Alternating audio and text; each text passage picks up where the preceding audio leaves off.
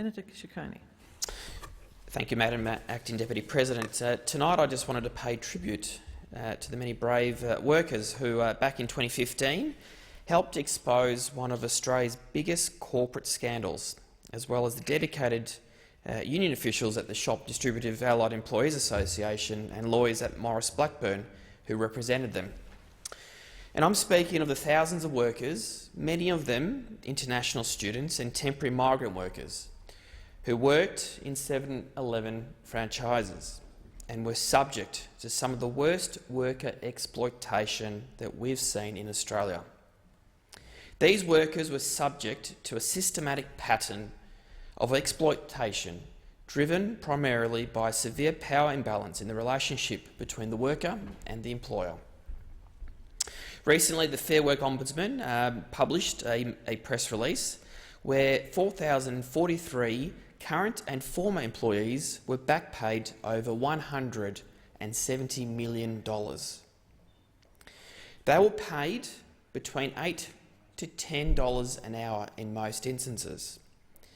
And as a former official of the SDA union myself, I met a number of these international students, and in one in particular made as little as $5 an hour.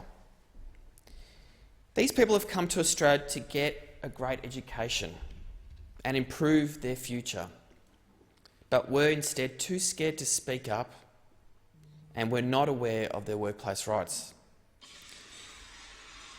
The reporting of the time uncovered threats of violence, doctored timesheets, a cashback scheme designed to cover up wage theft, and in one awful case, an employer who had installed security cameras in a staff bathroom. I can't fathom the fear that these workers would have felt, studying, struggling to make ends meet, feeling powerless in the face of employers determined to rip them off in a foreign country because their boss had all the power and they simply had none.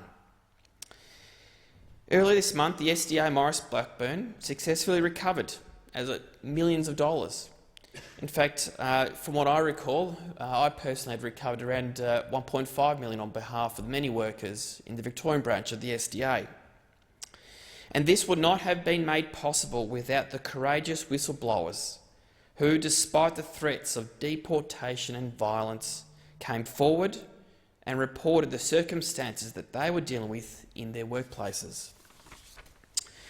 Unfortunately, while these workers will receive their wages and their superannuation, many temporary migrant workers continue to be vulnerable and continue to be exploited in Australia.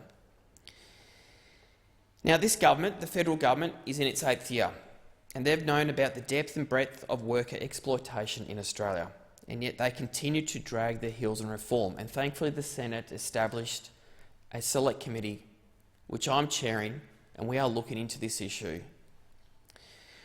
Now, despite the reports of sexual harassment of backpackers, of wage theft, of workers being forced to live in deplorable, cramped conditions, and of dodgy labour hire firms, there have been many recommendations after inquiry and inquiry, report after report, task force after task force established by this government.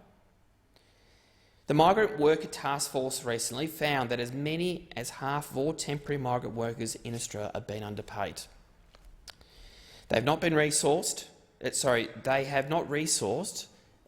Fair Work Ombudsman adequately, in my opinion, to prosecute the wrongdoers and conduct comprehensive compliance activities.